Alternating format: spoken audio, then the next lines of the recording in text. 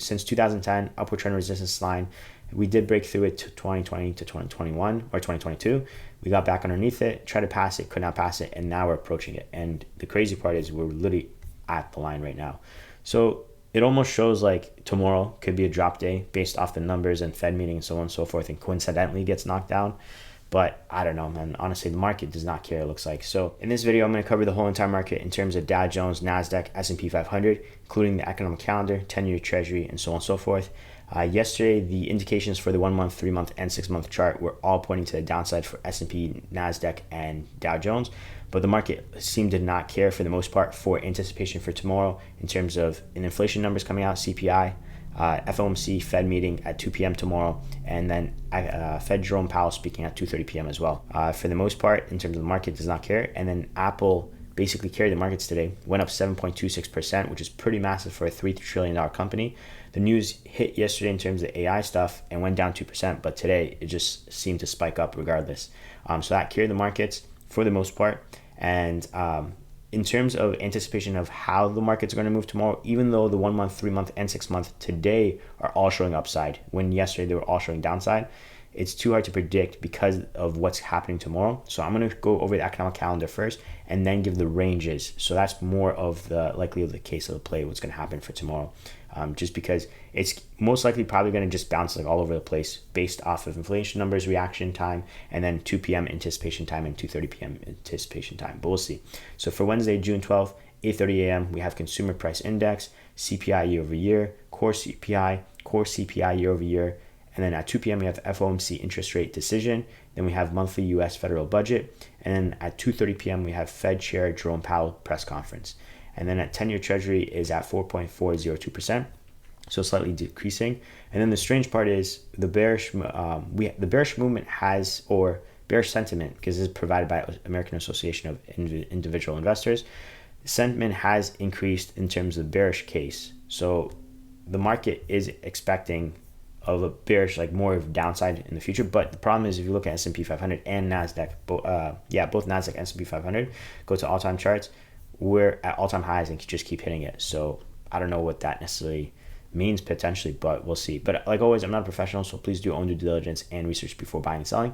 And one thing I should note, the VIX at least would potentially look like it was kind of going up. So if the volatility index increases, more of a pullback. But if when I looked at the VIX, it looks like there's more downside or more dropping of the VIX. Right now we're at 12.86 points. It looks like it's going to drop even lower. So then technically more upside's coming.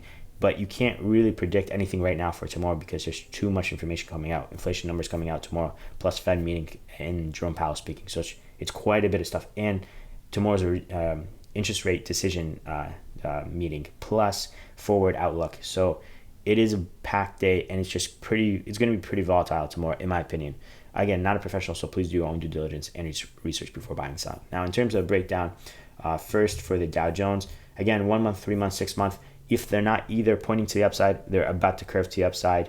And then the 1 year and the 5 year in terms of long term, Nasdaq and S&P 500 are pointing to the upside, where the Dow Jones is pointing to the downside. That's more longer term. But for the short term, they're either going to the upside in terms of bullish movement, or about to arch up. So for example, Dow Jones 3 month, this is in the bearish movement, technically indicating downside, but it is trying to curve up to the bullish movement. And then given how the S&P and Nasdaq are more to the upside, I think that's pretty much going to get pulled.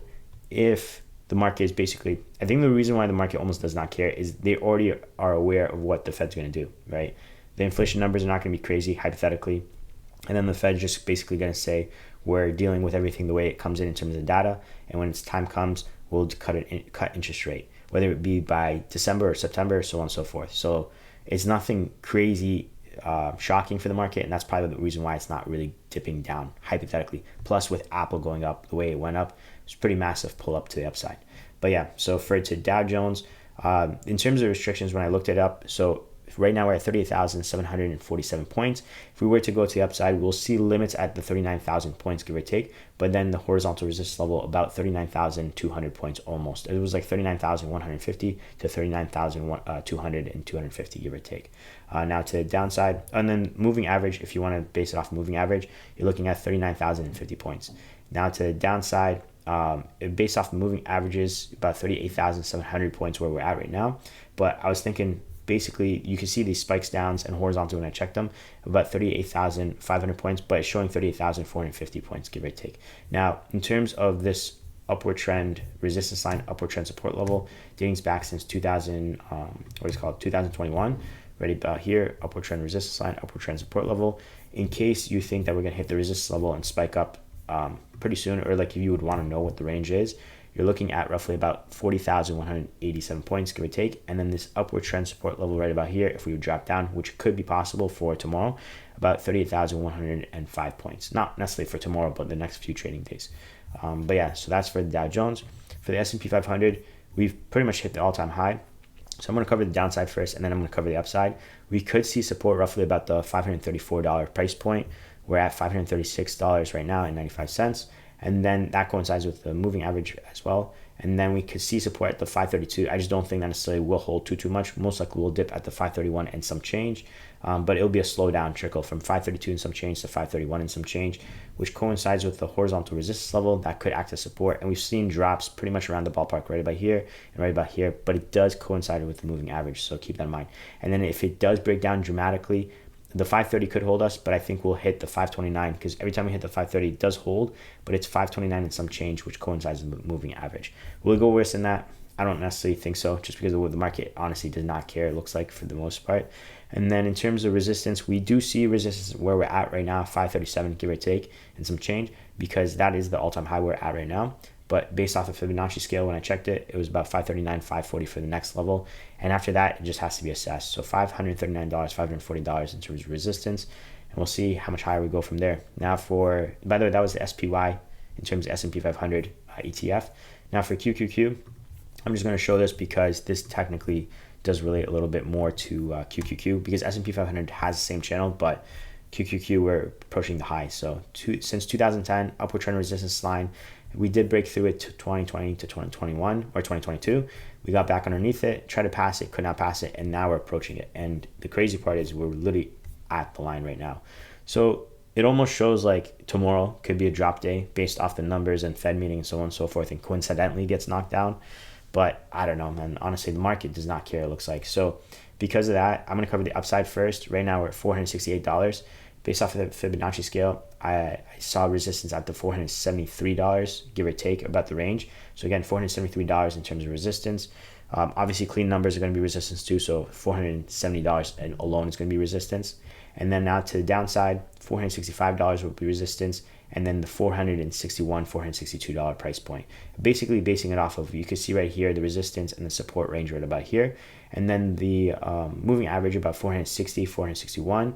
And then ultimately, I think if it were to be horrendous, we would drop down to this range. So this upward trend resistance line dating back since November 2023, resistance, support, support, support, resistance, resistance as well. And then we can see a cluster of resistance hitting the moving average and so on and so forth. We would see a support about $456, $457, give or take. I just don't necessarily see that, just because again, the markets does not care, it seems like. But if it does, we'll see. But again, $460.90 could be good support. 460 essentially, and then trickle down to 457 to 456, 457, give or take. And if if it drops down to this moving average, you can see 452 for 453, but we'll see. But that's basically it for today's video. Thanks again for watching. I appreciate it, and I'll see you guys in the next one. Peace.